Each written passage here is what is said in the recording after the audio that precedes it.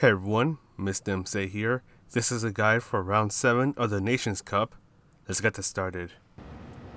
Take this first turn flat out, bring yourself to the left, and brake when you're between the 150 and the 100 meter mark. Brake before you reach the shadows that are ahead of you.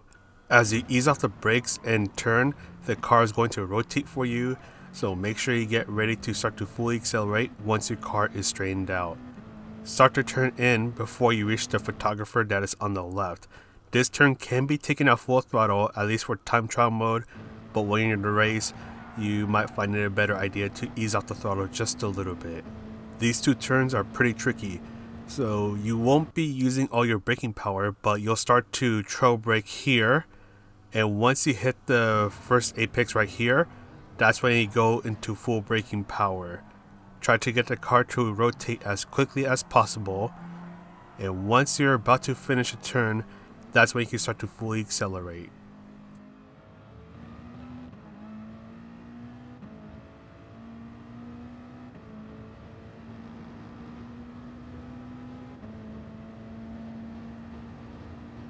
Bring yourself to the left so you can brake before you reach the 50 meter mark.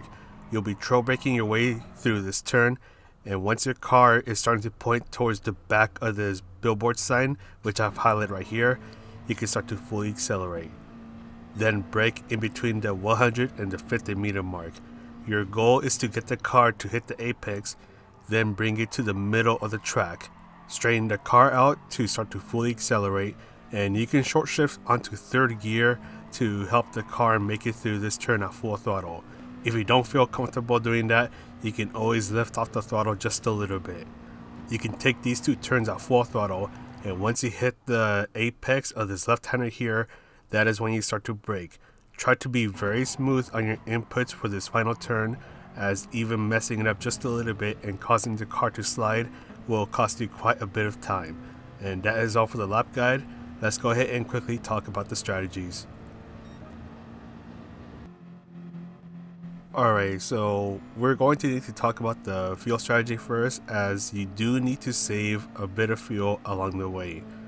You can push the car as much as you can, revving it up as much as you can, but the thing is that if you do that, you'll eventually have to refuel when you're in the pit stop, and it's going to cost you a bit of time.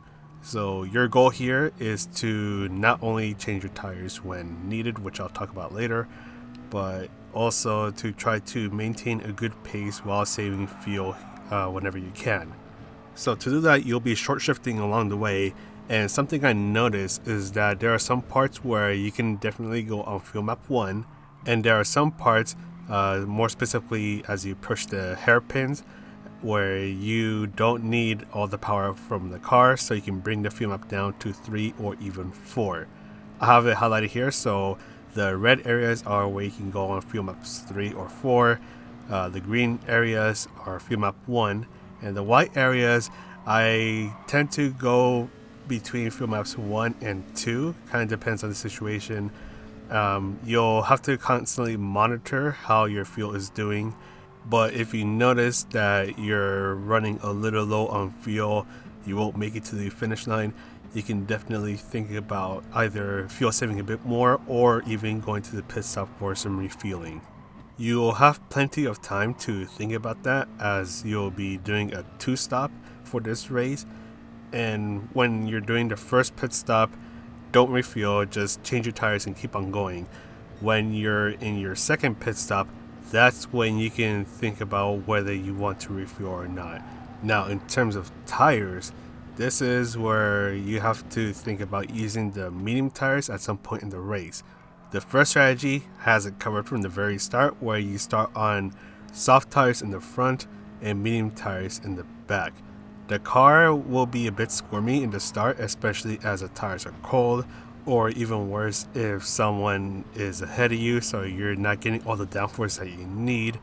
But after a few laps, they'll warm up and they'll get to work for you. At the end of lap 6, that's when you go ahead and switch on over to pure racing soft tires, and then it'll be the same story for the end of lap 12. So you're basically doing 3 6-lap stints. The same story will almost apply for the second strategy, where you start on racing medium tires, and at the end of lap 6 or 7, you can then come in for racing soft tires, and then at the end of lap 12 and 13, you change on over to soft tires again. Don't refuel if that is possible. With the soft tires, they last about 6 laps, so you'll be pitting in just in time. And with the medium tires, this is me speaking personally, I didn't have too much of a good experience after 7 laps with them. At the 7th lap, they're still just fine. They're more or less approaching the end of their life. But when I was on lap 8 and even 9 with the medium tires, I just wasn't having a good time. So me personally, I wouldn't suggest doing a race where you start on mediums and then pit on over to mediums. And again, this is from my personal experience. You might find it better. So if anything, I will give that a try and see what you think.